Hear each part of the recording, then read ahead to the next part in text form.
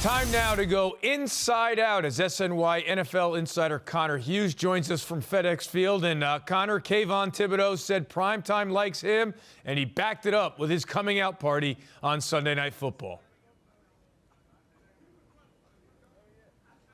Yeah, he did, guys. And I think if you really look at this one, I would say the one comparison that I would make to this game is if you remember the last time the New York Giants won the Super Bowl, right? They played a late season game against the Dallas Cowboys, and Jason Pierre-Paul just played out of his mind. 2 sacks, the blocked field goal. The Giants won the game, grabbed some momentum, and eventually helped them reach the playoffs. Kayvon's performance here against Washington was as dominant of a defensive performance as I've seen since that Jason Pierre-Paul game, and it shouldn't come as much of a surprise that, while this game doesn't guarantee the Giants are in the postseason, it just about guarantees that they're going to be in the postseason. I mean, this was a massive win for this team, and I don't think that they win this game if it's not for Kayvon Thibodeaux. Now, that touchdown was certainly the difference, you could argue. Now, earlier in the week leading up to this game, you wrote a column on SNY.TV about the importance of this game individually to Daniel Jones. How much did his performance against Washington on Sunday night help solidify his future in New York?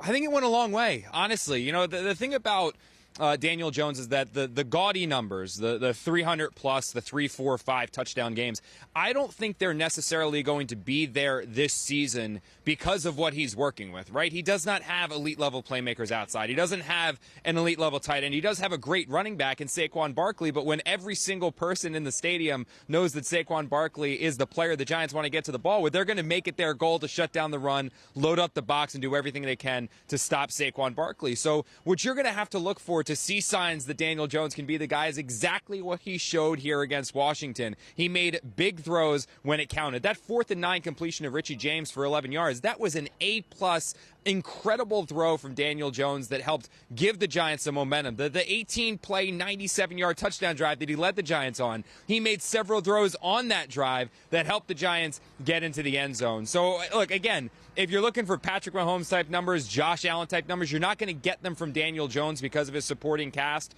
But without a doubt, what he showed against Washington is that he can win games with the players that he has at his disposal now, which begs the question, if you can put some better talent around him, what can this guy do?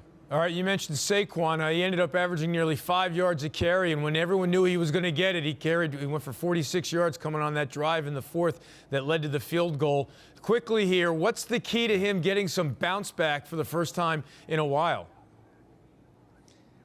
It's exactly what Brian Dable said. He saw a decisive runner, he saw an explosive runner, he saw an aggressive runner, and he saw a player, as even Daniel Jones said this in the huddle, basically Saquon looked at everyone and said, give me the ball. The Giants gave him the ball, and you saw that next level ungodly talent that this guy really has. I mean, those runs that he was making, he put the team on his back, he carried the Giants down the field, and he's a big reason why the Giants were able to win this game. And when he's running like that, with that aggression, with that ferociousness, he's a tough guy to stop no matter how many people you have in the box. Yeah, he was breaking out some great spin moves as well. The Giants now have the 6th seed in the NFC playoff picture. Connor Hughes, thanks for joining us here from Washington.